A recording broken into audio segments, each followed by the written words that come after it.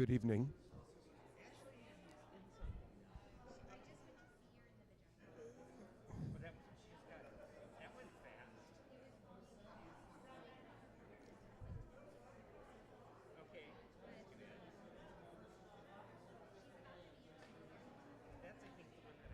So, good evening. There you go. Hey, how you doing?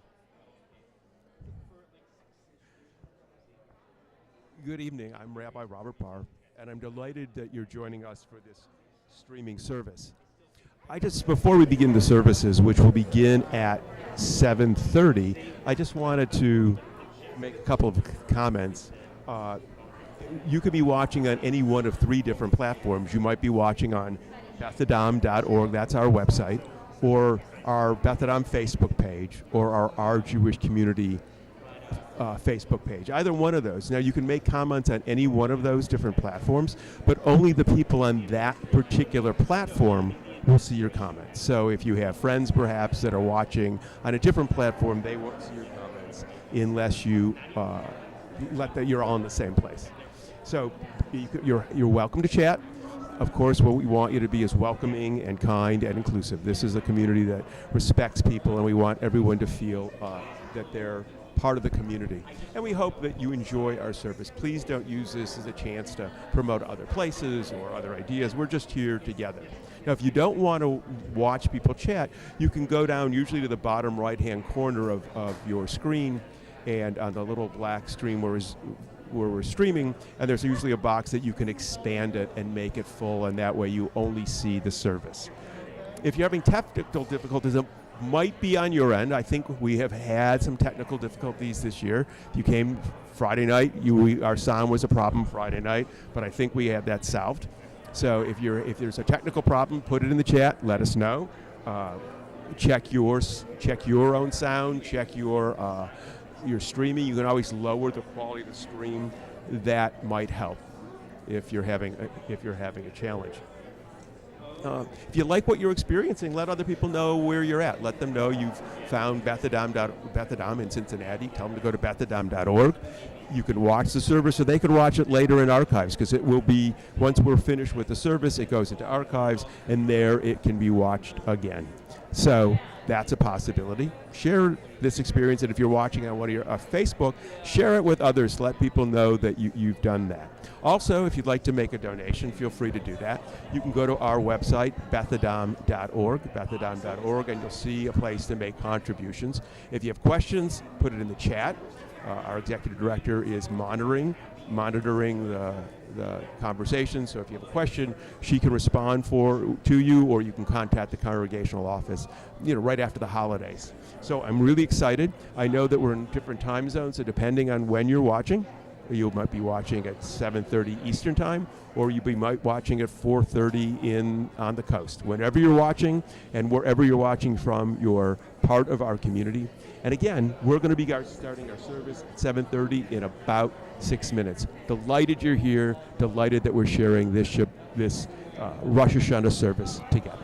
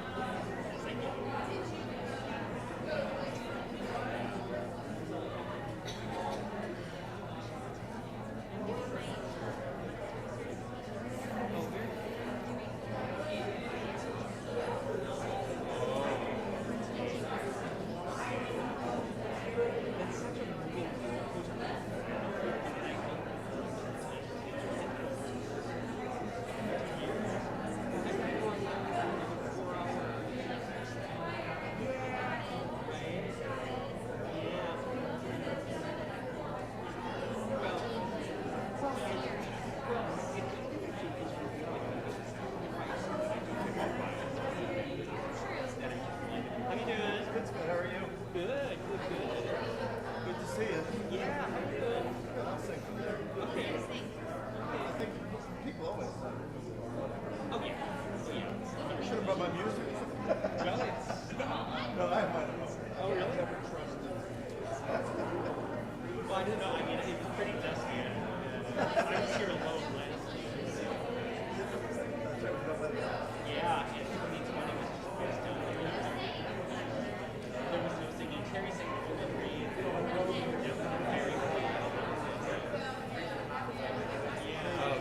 Crazy. We're making steps. We'll see.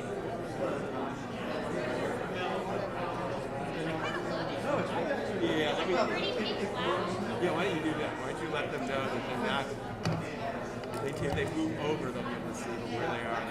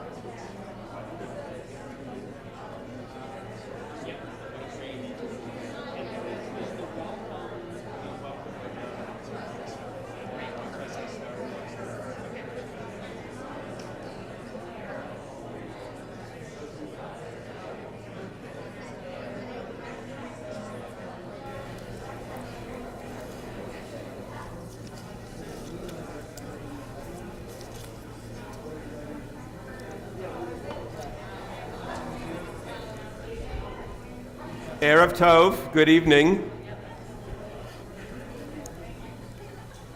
Good evening, I'm Robert Barr, a rabbi here along with Rabbi David Burstein and the Board of Congregation Beth Adam. I want to welcome you to our Rosh Hashanah services. So, you may be wondering, so why am I standing outside? It's a new, see, you've missed a couple high holidays, so it's a new tradition. It got slid in between 2019 and 2022.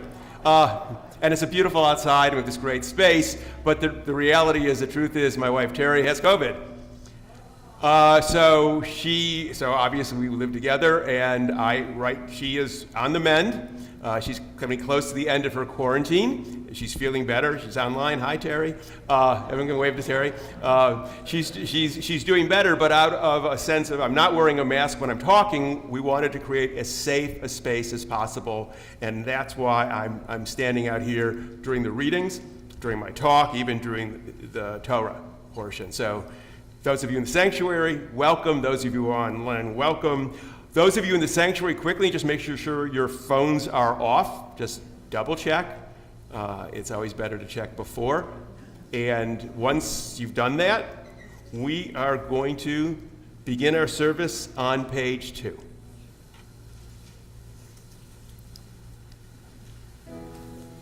This is the opening of a new gate and the closing of another. This is the beginning of a new season and the closing of another. Declare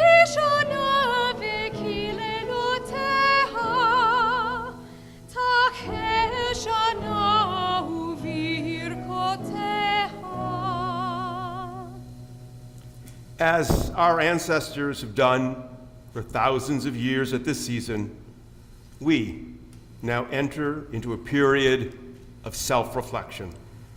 The Jewish people set this time apart from and above the routine of everyday life, so that this celebration would serve as an intense period of self-scrutiny. Every aspect of one's life was considered. Given momentum by the power of this tradition, we are compelled to do no less. This is the opening of a new path and the closing of another. This is the beginning of a new day and the closing of another. Tichli shana v'kileloteha, tacheh shana u'virkoteha. Comparing our past actions with our ideals cannot be a comfortable or painless effort. When we look at what we have done over the past year, we are at times heartened, at times humbled. Looking within, we may feel alone, and then looking up and seeing others, we realize we are not. The path of self-examination we each take throughout the High Holy Days is necessarily a private one, but not a solitary one. We can absorb strength from walking it as we do tonight in the company of friends. This is the opening of a new journey and the closing of another. This is the beginning of a new year and the closing of another. Tichli shana v'kileloteha, tacheh shana u'virkoteha.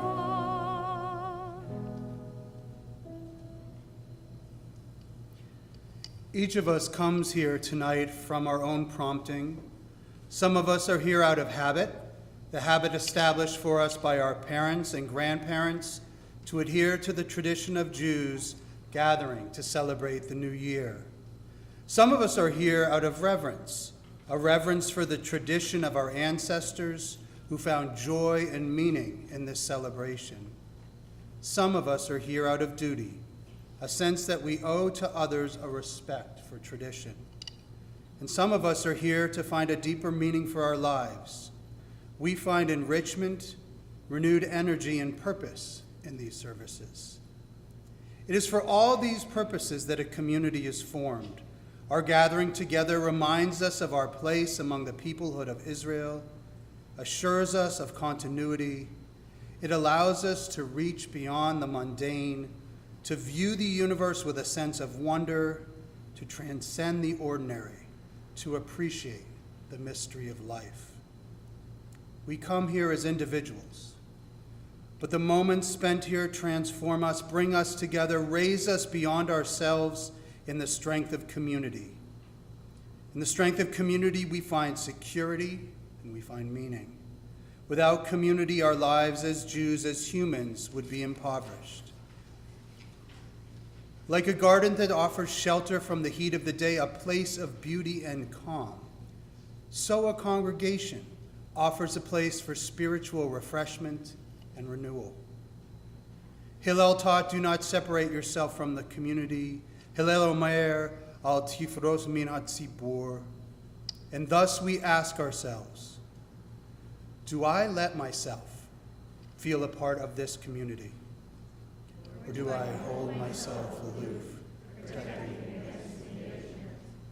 Do I accept others who have chosen the community for themselves? Or do I define myself by excluding those I do not accept? Am I willing to make a commitment to my community? Or do I take from it without Do I present myself as a member of the Jewish community?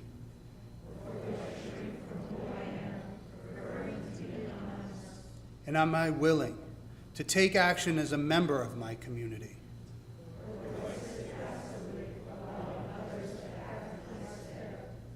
And thus we ask ourselves, at this time of self-reflection,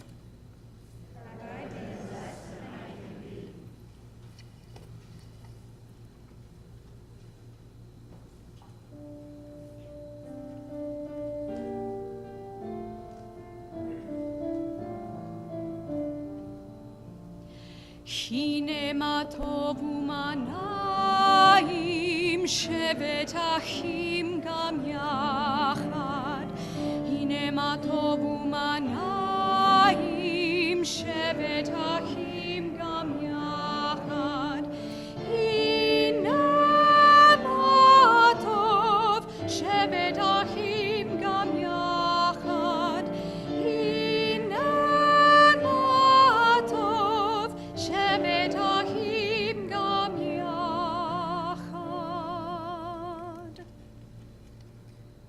We live our lives as travelers on a journey, choosing among the many paths which lie before us. For some it appears planned, the paths carefully marked, well-defined, often by others. For some the journey flies in haphazard directions, starting, halting, changing directions, out of control. And for others it is a challenge, beckoning toward growth, prodding our intellect, promising adventure. The way we make for ourselves is not easy. We have no reliable map, and our guides can be uncertain. Our lives are often filled with confusion and anxiety, difficult decisions, and regrettable mistakes. But still, we must chart our own way. Each year on Rosh Hashanah, we pause to assess our life's journey. We study the route we have chosen and challenge ourselves to continue to explore life's greater possibilities. We are here to review our past, to examine the paths we have taken. It is a time to reflect on the values we hold. We are here to ask ourselves essential questions about the nature of our lives. It is a time to honestly evaluate our actions. We are here to seek out new directions that promote greater dignity and self-respect. Rosh Hashanah provides an opportunity for change. We are here to begin a new path, one that enriches and strengthens the integrity of our lives. We are ready for today as the beginning of a new year. Rosh Hashanah signifies the possibilities in our lives. We now pause for silent reflection.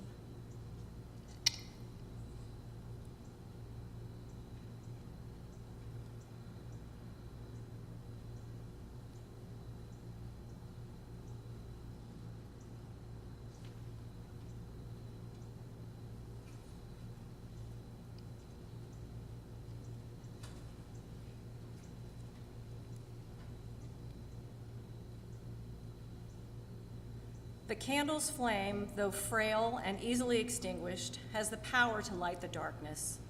A small candle can cast light where none has existed before, and its penetration seems greatest in the darkest of spaces. Yet that flame is fragile. A slight breeze will extinguish the light. A drop of dew will bring back the darkness. Like a candle's flame, each human life is minute compared to the world around us.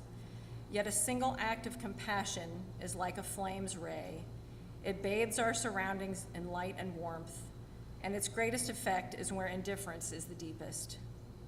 A single person has the power to push back the darkness, to bring clarity and understanding where none has existed before. Just as the candle's flame brings light to other candles, each of us can bring inspiration to others. Together, our actions can illuminate the world. As we light these candles, may we use this light to reflect upon our lives and the year just ending. Baruch Haor Ba'olam, blessed is the light within the world. Baruch Haor Ba'adam, blessed is the light within each person. Baruch Haor Ba'yom Tov, blessed is the light of this season.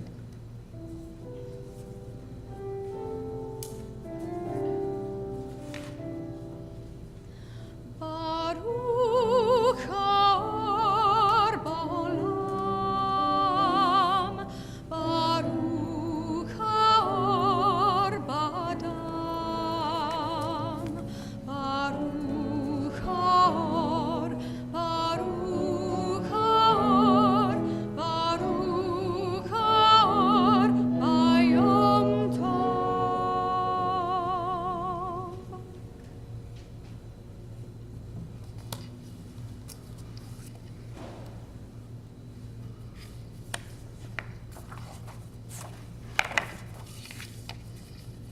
Each year, as is our custom, we offer a midrash, or a story to share, something to teach you about the holiday or the time of season.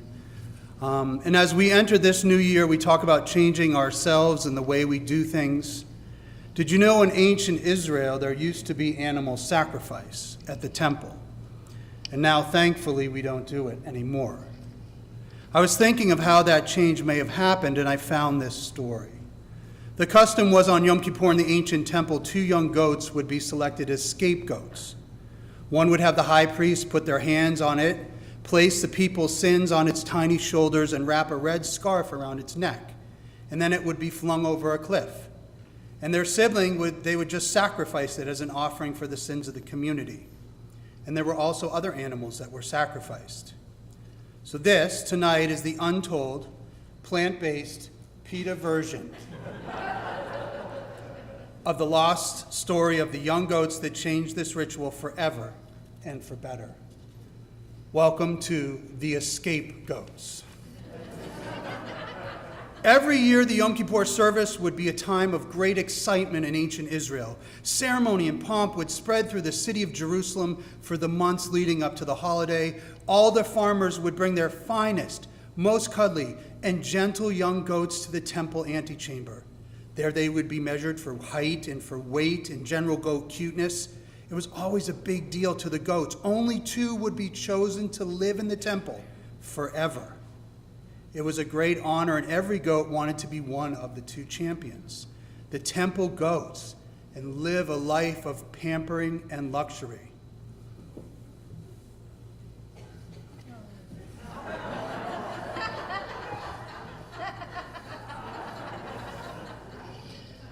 This was always the dream from the time they were little for Had and Gadya, twin goats raised on a farm just outside the city gates. For most of their early goathood, they would work on their cuddliness and gentleness, using any opportunity to cuddle up with any visitor. And Had and Gadya were amazing at cuddling. They made you feel so loved and so appreciated. People would come from far and wide just to have them nuzzle up to the visitor and cuddle in their lap. So when the Yom Kippur Tryouts came, these 2 goats were decided favorites to be the scapegoats for all of Israel. The day of the tryouts came, and the farmer loaded the twins up and brought them to the great golden gates of the temple. They were so big and so ornate, and Had and Gadya looked up to see where they touched the sky. The doors opened, and a very tall man came, and he brought them to the examining area. Had and Gadya saw many other goats there, but no goats could even come close to Had and Gadya. They were just too irresistible. And then they knew that they were going to be the scapegoats of the year and live in the temple forever, and so it was. They won. The farmer said goodbye and walked away sadly, for he knew that life in the temple might not be as cracked up to be as the twins imagined. But for a while, it was. For 1 whole month of Elul, the twins were bathed in oil and massaged and taken for walks to the cliffside views at the back of the temple grounds. They got so comfortable with the walk, they didn't even need a leash anymore. Well, the night before Yom Kippur finally arrived, and the priests were gathering just outside the pens. Had and Gadya were trying to sleep, prepping for the big day, when in the moonlight, they saw a priest sharpening up his giant knife, and another taking a red scarf and tying it around a goat dummy and tossing it off the cliff. Well, the red bull in the corner stirred, and from behind a pile of hay came the temple cat Macher, who had lived on the grounds for many, many years. And Had said to her, "What are the priests doing with the big knife and the tossing?" Macher purred softly and said, "Oh, they're getting ready for the Scapegoat Sacrifice. Each year they take 2 young goats and sacrifice one on the altar with a knife, and the other they tie a red ribbon around its neck, put the sins of the people on it, and toss them off the cliff. It is the tradition for Yom Kippur." "That sounds horrible," said Gadya. Meanwhile, Had was slowly looking around the pen.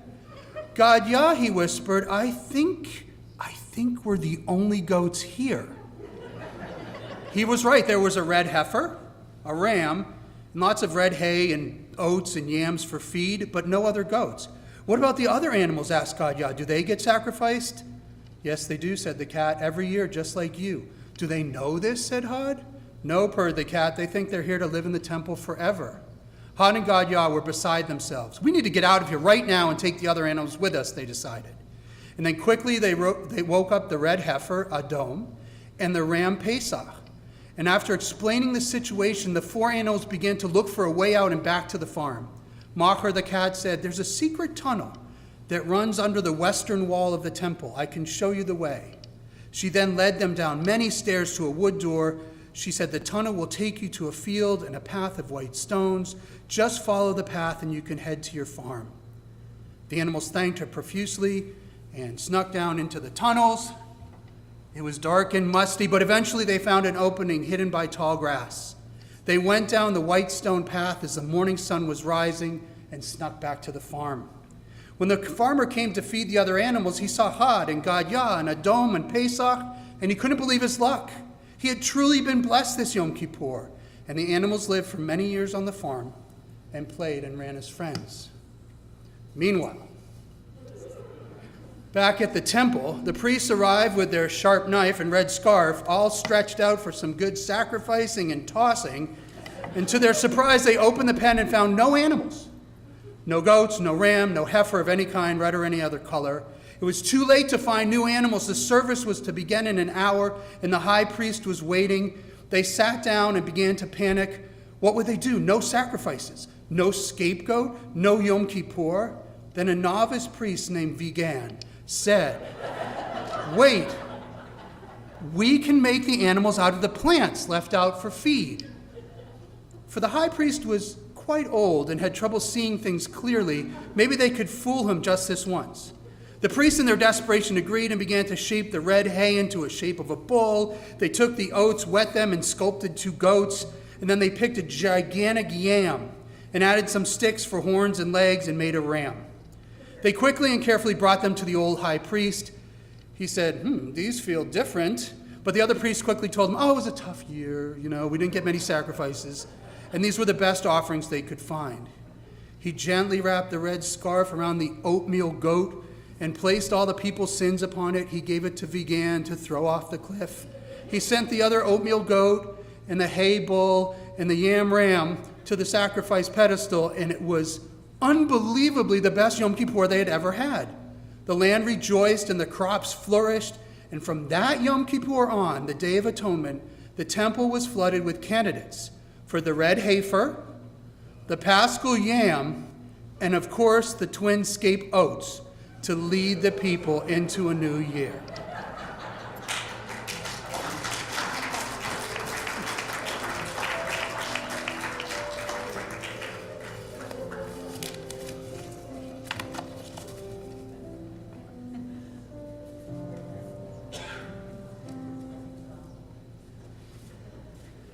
I can't believe I have to follow that.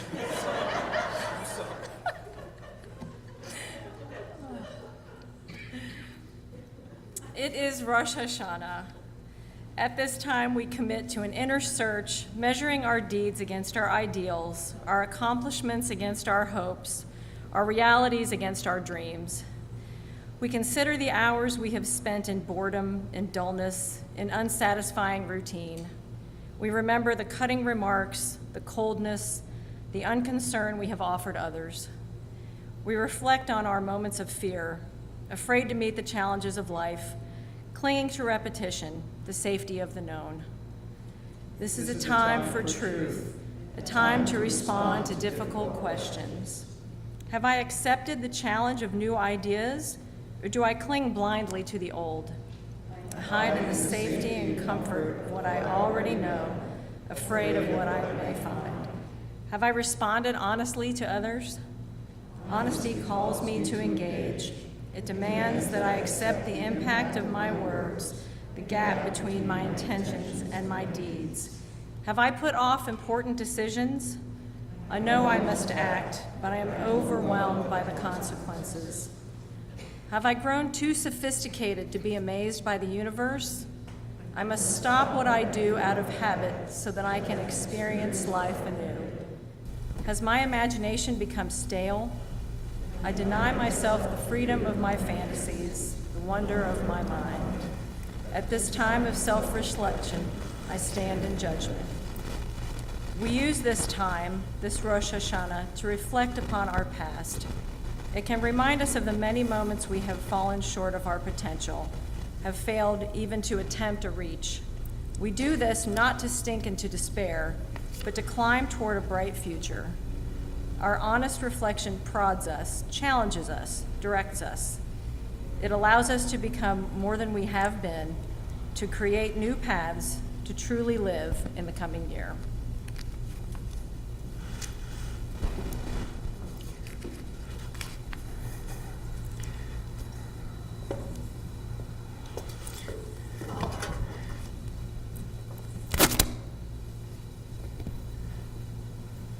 Well, I am glad to see you, even from out here. You look great. It's been 3 years since we joined together in person because of the pandemic, which has turned our lives upside down and clearly continues to affect us. Being back is familiar, but it's also a little strange. Feels like putting on a suit of clothing doesn't quite fit right, made all the more odd because I'm standing outside, so if you hear a dog bark, or if a deer runs in, just open that door and have Skip open the other one so we can just get it right through, okay? It's strange. It's familiar, but not quite the same. So I'm glad that you could be, who are here in the sanctuary, could be here this evening. Though I also know that for some folks, coming together is anxiety-provoking. And I know there are members who've chosen not to be here tonight because they said, I think I'm going to watch it online. I'm going to feel more comfortable with that. So whether you're here or you're online with us, you're part of our community. For those of you who remember pre-COVID, if you remember pre-COVID, it's been a while. And if you've joined us for a service pre-COVID, you're going to notice some differences. Not just that I'm standing outside and that we're wearing masks, but we don't have a choir this year. We're not doing a receiving nine. We're not going to do the cyber oneg we used to do. We're shortening the service. Those are some of the things that we've done. All these things are about a lingering concern about COVID. The goal, my goal, the goal of the board, is to create the safest and healthiest environment that we can for these services. And in a year or two, things I hope will be different. But for now, they're about safety. But the other part of this, as I thought about coming back in person, I just didn't want to go back to what we did pre-COVID. I didn't want to act as if all of a sudden, 2 years happened and nothing's different. The world has really changed. And I wanted to make sure that our services reflected that we weren't jumping back as if nothing happened. Forgetting the past is a mistake. Forgetting what we went through will not serve us well. We as a nation, as a world, as a community, we need to process what's happened in human history. And we need to learn from it. What makes this service, particularly for those of you in the sanctuary, different than the last 2 years is you won't be able to shul surf.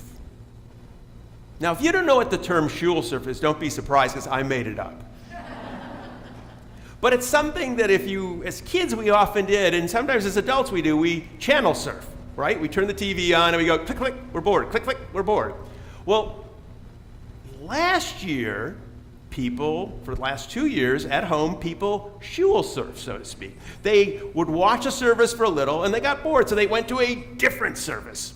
Or someone just raised their, thank you for the honest. A couple of people are raising their hand. Honest, a lot of people. But you didn't change from our services when they were streaming, did you? I'm looking. I know who you are, even behind the masks. So, and sometimes people went to the services, the congregation they grew up in. They were sort of curious what the congregation looked like. Or perhaps you knew of a service, you heard about a congregation, you're curious, so you shul surfed. To be fair, I shul surfed. I didn't do it when our services were streaming. I did it before and after. And of course, My shul surfing was strictly professional. I did it because I was curious to see what other congregations are doing. Rabbi Bernstein and I know when we're doing services and everyone's live, you don't get to see what other people are doing. But during the COVID and pandemic, shul surfing was a possibility. So out of professional curiosity, we click, click, click, and you got to see what other people were doing. I watched a few minutes here, a few minutes there. I went, I have to say, frankly, much of what I saw did not impress me. I saw lots of people using lots of technology in an effort to create what I think they thought was dynamic television, but it wasn't. I saw a congregation that had drone footage of their sanctuary. I knew congregations, heard about they rented studio space for their bands and their choir. I saw dancers, and I saw rabbis standing up in front of empty sanctuaries preaching as if they were full. It seemed as if congregations and rabbis were straining to make their services entertaining so that people wouldn't change the channel or turn off the TV. The fact is, rabbis worked hard to dress up what they were doing to keep their viewers. But it seemed to me that they were like cover bands, old rock and roll cover bands. Everyone wanted to put their imprint on what they were doing, but the problem was they were just singing the same old songs and they were reading from the same old script. Whether it was conservative, Reform, Reconstructionists, they were reading the same words. They were reading the same words that the Orthodox congregations are reading too, though they weren't streaming. And if one knew the service well enough, one could jump from channel to channel or synagogue to synagogue, and you could actually follow the entire service. The only difference was the voices that were reading. It was the same service. You could follow it without missing a beat. The rabbis, in their attempt to keep their viewers from switching off their TVs, seem to be tacitly acknowledging that there's a distance between the words that we're speaking and the reality of the lives people are living. The words being recited were written by people who lived in a pre-modern world where science and investigation were curtailed by authority and tradition, where new ideas, scientific and otherwise, were rejected because they didn't conform to the words written in a text that the authorities claimed was sacred. Yet the reality is, people aren't living that life anymore, save the ultra-Orthodox who pretend that they're living in a pre-modern world. Inquiry and investigation define modernity. Spinoza was excommunicated because he challenged authority, and because of him, the stranglehold of tradition was broken and modernity could arise. So there's this dissonance between the pre-modern world being performed on TV and the lives most Jews are living. And the distance between our ancestors and ourselves is growing ever wider. And it was made more obvious to me during the pandemic and watching rabbis and congregations strain as they streamed their services. The Jewish press is full of stories about declining affiliation rates and that more and more Jews are less and less involved in the Jewish community. It's causing a lot of angst, lots of anxiety, lots of straining, what do we do? And many rabbis believe, particularly rabbis, that if they make services more palatable, if they dress them up a bit, make them a little bit more entertaining, that the tide will be turned and the erosion of the Jewish affiliation will end. And there are those who think they can do some hip young programs, new programs, and young people will show up and they can slide in a reworked traditional prayer and people get back involved. I disagree. Tradition is not the answer. Dressing up outmoded ideas and pre-modern thinking will not save the Jewish community for the slow decline we are witnessing. Frankly, The goal that they're focusing on is wrong. Too many are focusing on how do we keep members of the Jewish community involved, but they never ask, what's the point? They never ask, what's the message? If the only goal is to keep Jews around as if we're some endangered species with no focus on what the message is, we are lost. We must ask, what is the Jewish community saying that is compelling, meaningful, relevant? And we must ask, how will it help us and those who will follow us to face a world that is growing ever more complicated, more complex, and more challenging with the passing of each day? Our ancestors' answers aren't the answer. The songs they wrote and the words they believed no longer reflect the world in which we are living. Change isn't to be feared. It is a necessity, not just for the sake of the Jewish community, but for the sake of modernity as well. That's why Beth Adam changed our liturgy. We didn't change it for performative reasons or just to use contemporary language. We recognize that services are not just times to get together, though it's nice to get together, but that the words that we speak here need to reflect our worldview. It needs to give voice to our beliefs and values. It needs to speak how we understand where we come from and how we make decisions about ethics and moral issues. If services are to be relevant, it's not a matter of dressing them up in different clothing or changing a melody or having someone dance. It's ultimately about the words that we say. Words matter. We are living in challenging times, and there are people who want to turn the hands of time backwards. They want to retreat from modernity. They want to impose theology upon all of us. This is happening within the Jewish community, and it's happening in the wider community. There are those who want to withdraw from modern society and the values of personal autonomy and the right of the individual to make his or her own decisions. Those forces are strong, and they are growing. So this is not the time for subtlety. This is not the time for euphemism. This isn't the time for cute stylistic changes that change nothing. We need to be clear about what we believe. We need to be honest about the authority structure under which we make our decisions. And this needs to be a part of what we say when we gather as a community. Our services can no longer and should not be relics of the past. They should be beacons for the future. And yep, I know that there are those who call Beth Adam that anti-God congregation. I have heard it for 42 years because we rewrote the liturgy. Now, I don't want to spend a lot of time on this because it really distracts from the real point of what do we say and what do we believe and how do we talk about it. And the implications in our lives, not just our Jewish lives, but our daily lives. That's what we need to focus on. For it's the actions outside of the sanctuary and how we make our decisions that truly matter. But these charges of anti-God against Beth Adam, they are incredibly simplistic.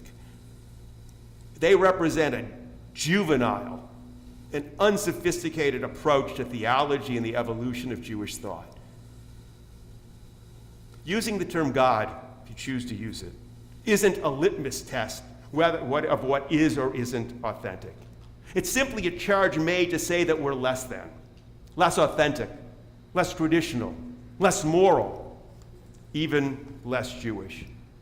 It is an attempt to marginalize new ideas, for new ideas and new liturgy challenge the authority structure of Judaism. Beth Adam, the issue's never been whether or not one chooses to use the term God or not, but rather, what does it mean when one uses it, if one chooses to use the term? For ultimately, the term God is really a conversation about authority. Who is in charge of our lives? Do we own ourselves? Do we have the right to make our own decisions independent of a divine hand telling us what to do or a sacred text written by our ancestors that they claim they knew the truth? That's what the conversation is. It's about authority and personal choice, and we need to focus on it. We need to focus here about those fundamental questions about our lives. Do we have the right to live our own lives? Do we get to choose how we live? What we become, who we love, who we marry, as we deem appropriate, free from the imposition of the past? Look, I hope you liked the service. David's midrash was brilliant tonight. It was fun. It was entertaining. I hope you liked the music. I hope you liked the service we did. But the fact is, this isn't TV. It's about what we believe. It's not entertainment. It's about who we are, not only as Jews, but as human beings. Human beings living in a modern world.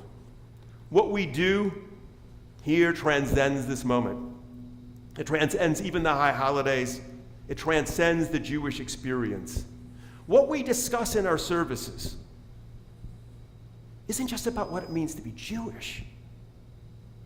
It's what does it mean to be human, to have autonomy, freed from constraints of tradition and religious dictates. Beth Adam in our service is about intellectual honesty and the fundamental values we hold that enable us to make decisions about morality. The challenge we give ourselves through these services is to recognize and accept that we are the responsible actors to induce change if change is to occur. Now, over the next 10 days, we're going to observe Rosh Hashanah and Yom Kippur. We'll affirm our connection to our community and to the Jewish people through our gathering.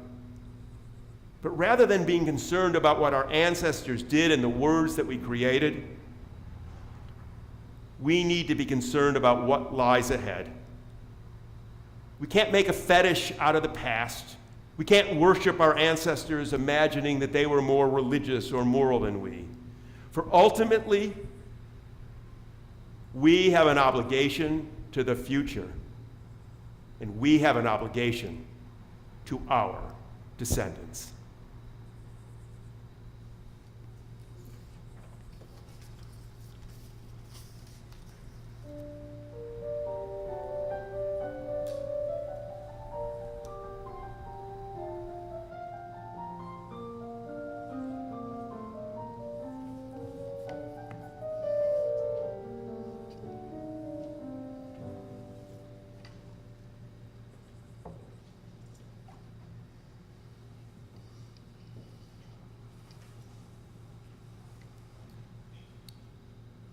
We continue on page 9.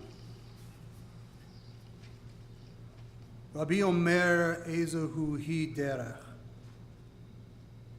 Rabbi Yehuda Hanasi taught what is the right path that a person should take. Yishara v'sheyavor lo ha'adam, kol shehi tiferet ve'osea ve'tiferet lo min ha'adam. That which is an honor to the one who chooses it, and also brings honor to humankind. And thus we affirm together, we acknowledge that we are not perfect. Perfection is not our goal. We know that we are not omnipotent, but we do not strive to rule the universe. We accept the fact that we are finite. We do not ask for more. We recognize that we must assume responsibility for our decisions. Admitting our flaws does not mean we accept mediocrity. Knowing we are limited does not mean we fail to strive for understanding and mastery. Accepting our finite nature does not limit our quest. Because everything we do changes the nature of things, even in very small ways. Because we are all here together on this planet, sharing a common fate. Because our every act radiates and has meaning throughout our community and beyond, we have an obligation and a personal interest in creating a better world. We cannot rely upon a moral authority to enforce righteous values. We are accountable to our community and ultimately to ourselves. Each of us leaves a legacy. Our legacy must be that we are good and that we made a difference, that our moment in history was significant, that we took responsibility. For we are called to feed the hungry and lighten a poor person's burden. We are duty-bound to clean the rivers and clear the air. We are obliged to lessen pain and suffering and to add to the compassion in our world. Our humanistic values instruct us not to be content with our inheritance. The world's problems do not belong to others. We cannot isolate ourselves from society.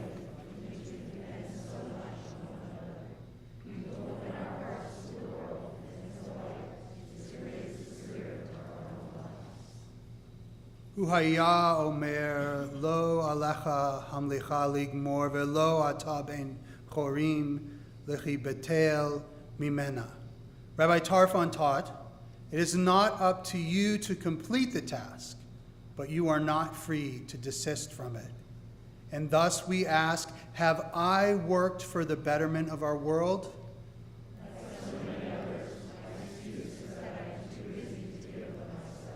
Have I opened my heart to the less fortunate?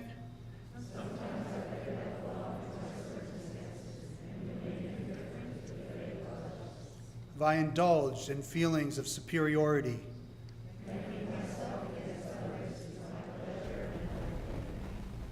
Is my courage spent?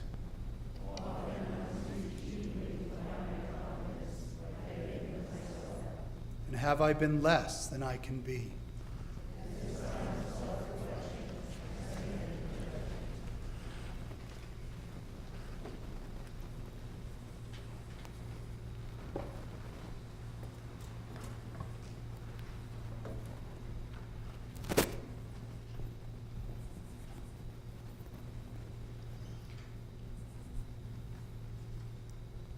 In the silence,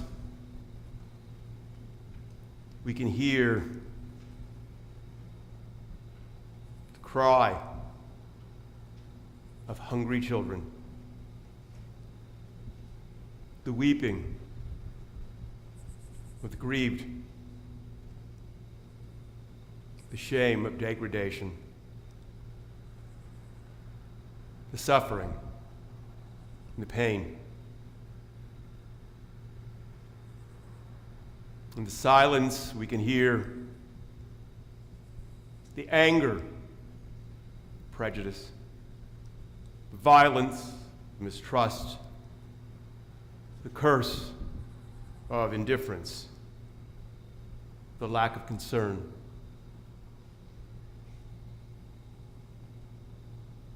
In the silence, we can hear the power compassion, the comfort of touch, the strength of community, the durability of spirit. In the silence, we can hear the laughter of children, the energy of hope, the depth of humanity, the coming of the new day. Let us listen to the silence.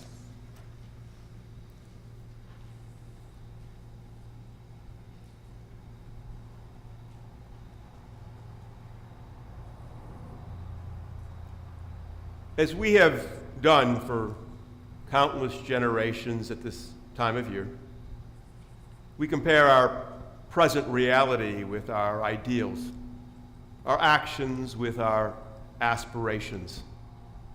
The cyclic arrival of the new year reminds us that while the movement of time is without boundaries, the limitations of the human mind lead us to see divisions, an hour, a day, a year. Sitting here and once more celebrating Rosh Hashanah, we become keenly aware that the measure of our own time has been shortened by another year. Faced by the reality of death. We are strengthened by the love and compassion of those we have known, of those who have helped shape our lives. The old year is finished. What is part of the past can never be changed. The gifts of our ancestors given across the expanse of years are ours to savor. The gifts we offer the future are the choices that we make today. So at this time, I'm going to ask those who are able to please rise. We stand as we recall those whom death has taken from us. We think about those who've died as a result of the pandemic and illness that transforms our world.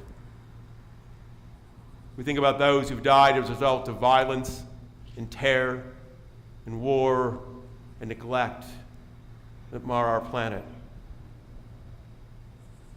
We think about those who died defending the principles of justice and of peace and of democracy.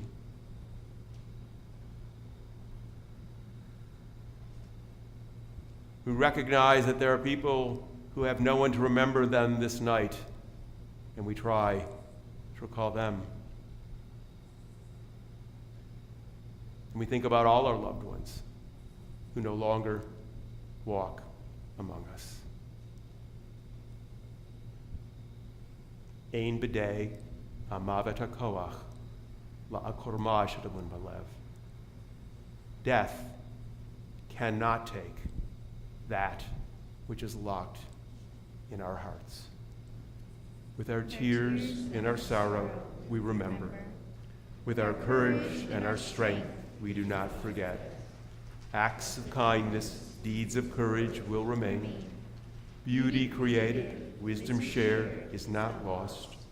With our tears and our sorrow, we remember. Im dama'ot be'einenu, be'et evlenu, nishmor al zecher achuvenu. With our tears, in our sorrow, we remember.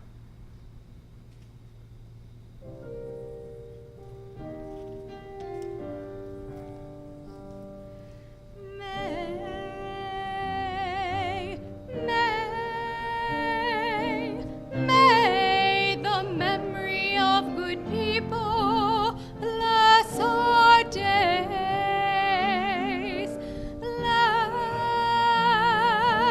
Bless our days, bless our days.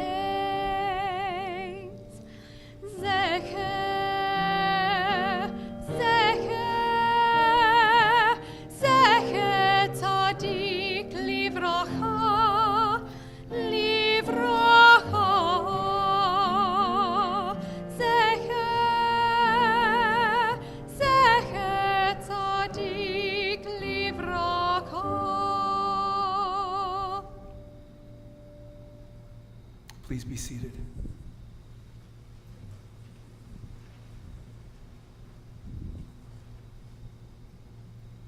Everything, everywhere, comes from one source.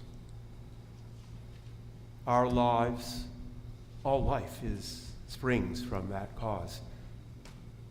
Each thing, everything is made of the same matter. Our lives, all life is inseparable and of that ground. We are, each of us, uncommon expressions of that source, an intelligence unfolding to live one certain life. We blossom, sweetly opening with the sunlight. We spread our wings and rise with the breeze. We flow, rich with life's supporting currents. We pause, silently honoring the gift of every breath. We are everyone a source and benediction for life.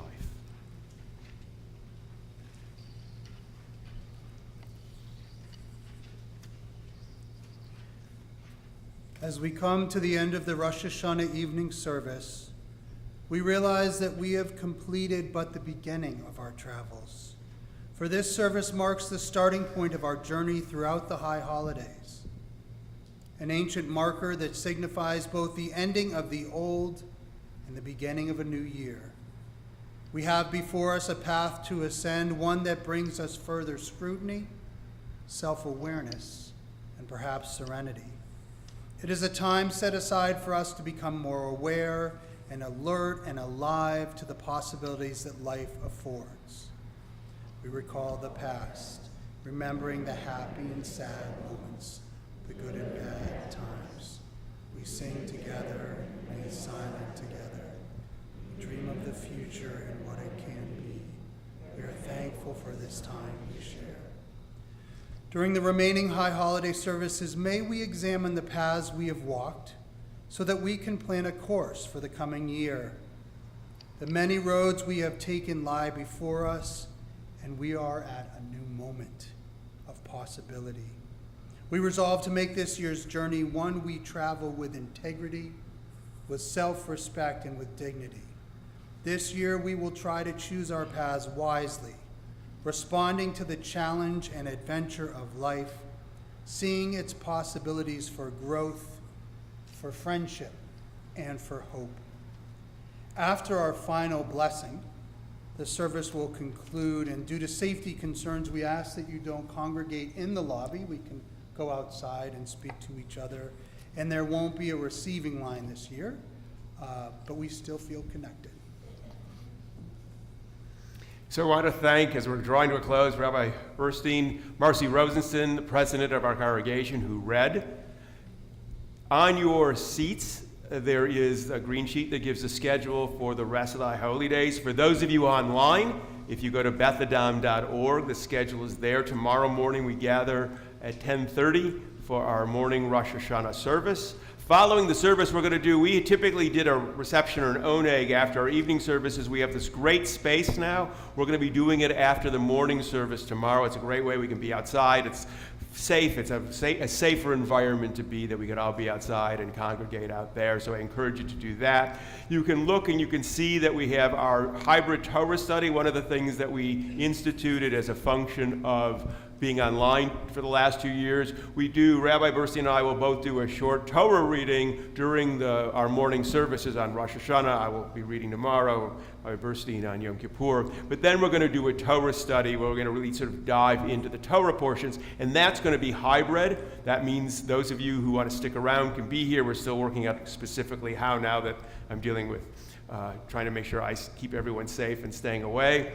We're going to be doing hybrid, and those of you online can be you get a Zoom link, and if you need that, you need to contact the congregational office. I would encourage you too, as you're leaving, we still have bags that you can take that have lists of food that is needed. We are helping to support the Loveland Interfaith Food Effort, which is, and our gathering of food and bringing in food is incredibly important. This is an important way for us to help people in need who have less than we, and that is part of our responsibility. So I encourage you, if you've not taken a bag, take a bag.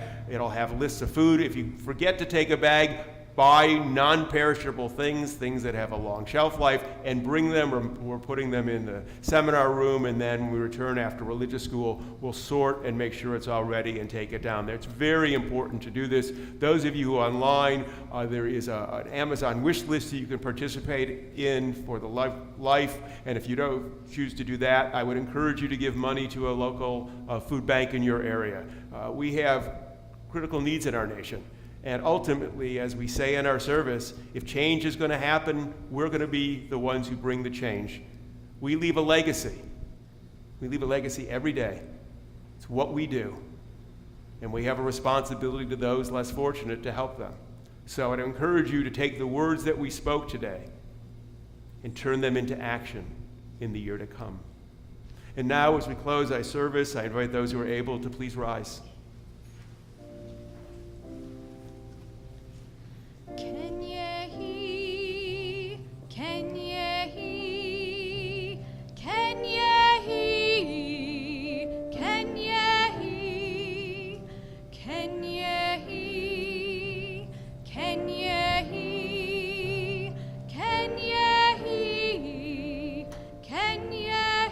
May we know blessings those who are near.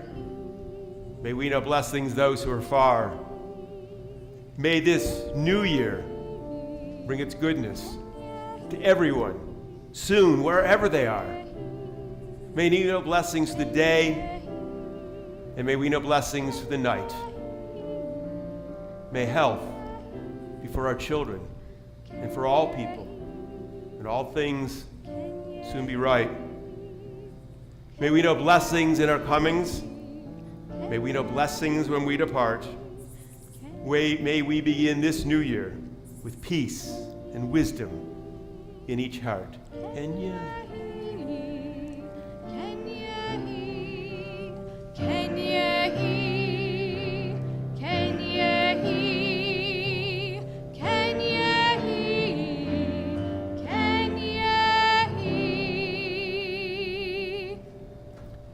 May it be a good year.